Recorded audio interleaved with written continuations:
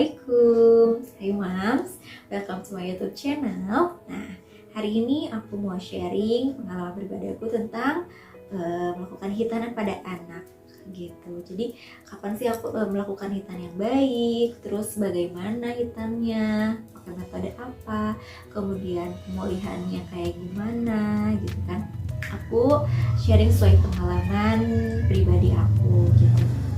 Nah, di sini aku hitan anak aku itu pada usia 1 tahun kurang lebih. Jadi sebenarnya pada awalnya aku ingin melakukan hitan tuh pada usia 6 bulan 7 bulan. Cuman belum dapat akses dari papahnya karena masih khawatir, takut nanti kesakitan, nanti ini itulah. Akhirnya aku coba jelasan pelan gitu kan, bahwa di hitan ketika masih kecil itu banyak positifnya, banyak baiknya. Yang pertama, jadi minim pendarahan pada anak, kemudian pemulihannya cepat banget, kemudian tidak ada trauma pada anak dengan rasa sakit itu, kemudian juga menghindari berbagai penyakit gitu kan, karena sebelum dihitan itu kan itu banyaknya kotoran di situ, itu bisa mengakibatkan fimosis, kencingnya sakit dan lain-lainnya. Nah, akhirnya papahnya memberikan izin itu di mendekati usia 1 tahun. Jadi mau hitan di mana? Akhirnya finally setelah sekian bulan dapat aksesnya juga. Aku coba cari info. Akhirnya aku hitan anak aku di KMC, Klinik Mutiara Ciputra. Nah, di situ ada berbagai macam metode. Ada smart clamp, ada laser, terus ada biasa. Nah, di sini aku cari-cari info juga dan sedikit banyaknya tahu. Nah, akhirnya aku pengen pakai smart clamp. Jadi, aku bilang sama papanya kalau pakai smart clamp ini nggak akan ada pendarahan, terus nggak ada dijahit, dan pemulihannya cepat, hasilnya juga bagus. Akhirnya udah sepakat. Nah, kita di sini nggak ada konsultasi dulu sama dokter, jadi langsung by appointment via WA sama KMC-nya untuk nentuin jadwalnya. Jadi kita bisa nentuin tanggal sama harinya, cuman jamnya mereka yang tentuin sesuai pendaftarannya, jamnya dari mereka gitu ditentuinnya. Akhirnya dapet tapi kita minta request pagi kalau nggak salah. Kita dapat pagi-pagi hari Minggu. Jadi Minggu pagi itu biar masih enak aja lah, aku cari paginya gitu.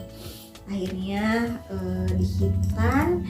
Nah, pas ketemu dokter itu kan pertama kali dokter lihat keadaan penis anak aku. Nah, ternyata ketika dilihat itu tidak memungkinkan untuk dilakukan smart clamp. Kenapa? Karena udah ada sedikit fimosis, kelengketan gitu. Kemudian si batang penis anak aku tuh ketutup sama lemak, banyak lemak gitu. Sedangkan kalau pakai clamp takutnya malah ke dalam bikin ada luka baru atau perlekatan gitu. Jadi yang membuat takutnya nanti malah harus diulang, harus ada pokoknya gitulah resiko-resikonya jika dilakukan smart clamp gitu. Jadi pada saat itu tidak memungkinkan untuk dilakukan smart clamp. Akhirnya pada saat itu pula, jadi ya udah dong, baiknya aja dengan proses metode apapun boleh gitu kan. Akhirnya dengan menggunakan laser saat itu. Nah, itu kita boleh masuk, orang tua boleh masuk. Jadi aku pegang bagian tangan sama kepalanya sambil coba ditenangin, diajak ngobrol. Terus suami bagian megangin kakinya gitu, megangin kakinya selama proses hitan. Nah, selama hitan pun itu kita bisa lihat langsung, atau kita boleh kalau yang nggak kuat bisa ditutup untuk ibunya. Jadi nanti ditawarin, ibu mau lihat apa enggak. Nah, karena saya pengen lihat juga karena udah pernah lihat, jadi saya terus mau lihat juga gitu. Jadi saya lihat selama prosesnya kayak gimana. Selama proses sebenarnya anak jerit-jeritnya tuh ketika disuntikin buat obat anestesinya. itu jerit-jerit banget. Kemudian selanjutnya tinggal kita tenangin, kita ajak ngobrol sambil zikir ataupun itu sedikitnya anak mulai lebih tenang, meskipun emang sambil nangis-nangis sedikit gitu, nggak apa-apa. Kalau istilahnya kita harus sedikit tega gitu, ketinggalan harus kuat juga gitu kan di situ. Itu keadaan anak aku masih pakai pampers kan, usia 1 tahun, sempat bingung juga kan, aduh gimana ini perawatannya. Nah ternyata pakai pampers tetap masih bisa ketika sudah pakai celana hitamnya gitu. Jadi di sana untuk pas lagi pakai pampers, kita bawa pampersnya 1 nomor di atas yang kita pakai gitu. Jadi waktu itu anak aku pakai yang M, akhirnya aku belinya yang XL 1 atau 2 di atas. Aku pakai XL bawa untuk nanti pakai, karena kan pakai celana dulu terus baru pakai pampers gitu kan, karena itu selama di perjalanan takutnya kemana-mana juga.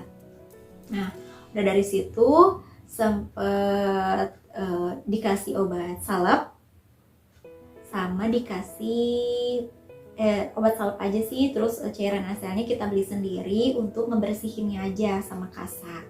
Jadi untuk perawatannya di rumah itu hanya NaCl, kasa, dan salep. Udah, cuman segitu. Terus itu pun sangat mudah. Jadi yang agak sulitnya tuh ketika ngebersihin, ketika anak nggak mau tuh karena bukan hanya karena sakit, karena dia nggak mau dipegangin, karena sempet di tangan kakinya dipegangin gitu kan, biar bisa dibersihin sama diolesin gitu. Nah selama beres nyampe pulang itu kontrol 1 minggu kan, untuk dicek lagi gimana keadaannya, bagus apa enggak gitu kan keadaan si lukanya. Alhamdulillah bagus. Dan itu tuh anak aku selama 10 hari pemulihannya udah sampai lepas sih, beres pakai salep sampai lepas celana tuh 2 minggu. Cuman 10 hari itu udah benar-benar bersih, udah benar-benar gak sakit gitu kan ya selama 10 hari. Nah jadi pas nyampe rumah anak aku tuh belum langsung pakai pampers, jadi langsung pakai celana hitam, kemudian pakai celana pendek gitu. Nah cuman itu selama beberapa hari itu kewalahan banget, jadi pipis di mana aja kan, terus jadi yang gendongnya itu sering ganti baju, agak ribet ketika kita mau sholat harus ganti baju lagi. Akhirnya di hari ketiga apa keempat ya udahlah kita coba pakai pampers gitu kan. Jadi gimana caranya pakai pampers? Jadi anak pakai celana hitam, kemudian pakaiin pampers yang ukurannya lebih besar tadi size-nya. Jadi ketika anak aku ukurannya pakai pampersnya, aku beli yang ukuran XL yang lebih besar gitu kan, karena kehalang sama si celana hitamnya itu. Nah tapi ketika pakai pampers itu kita harus rajin ganti juga, rajin cek juga. Jadi kurang lebih karena anak belum bisa bilang ini nggak nyaman nih, udah nggak enak, atau bilang dipuk atau pengen ganti, jadi kitanya yang harus peka sendiri, ganti per 3 jam sekali gitu kan, tetap harus diganti per 3 jam. Nah itu tuh alhamdulillah jadi lebih efisien juga, dan itu sama sekali nggak mengganggu si penisnya atau bagian lukanya itu. Maaf ya, tiba-tiba anak aku bangun, jadi sambil gendong anak aku. Nah, jadi tadi itu tips pakai pampers gimana ketika anak dihitan. Jadi saran dari aku ketika moms rencana mau hitan anaknya, terutama yang masih kecil, yang pertama cari dulu info moms sama papanya mau pakai metode apa untuk anaknya, dipastiin dulu dengan tahu resikonya, dengan tahu plus minusnya, mungkin kan dengan metode yang nantinya akan dilakukan di tempat yang mau dihitan. Nah setelah itu keduanya harus sama-sama kuat juga, maksudnya harus bukan tega ya, harus kuat lah lihat anak nangis jerit-jerit gitu kan. Itu bukan berarti kita nggak sayang gitu kan, juga untuk kebaikan anak kita. Terus siapin celana hitam yang banyak dan celana pendek longgar yang banyak gitu. Apalagi kalau rencananya nggak akan pakai pampers, kalau cuman mau pakai celana hitam sama langsung celana pendek gitu kan, itu harus siapin yang banyak karena itu pasti banget sering banget ganti gitu kan si celana hitamnya.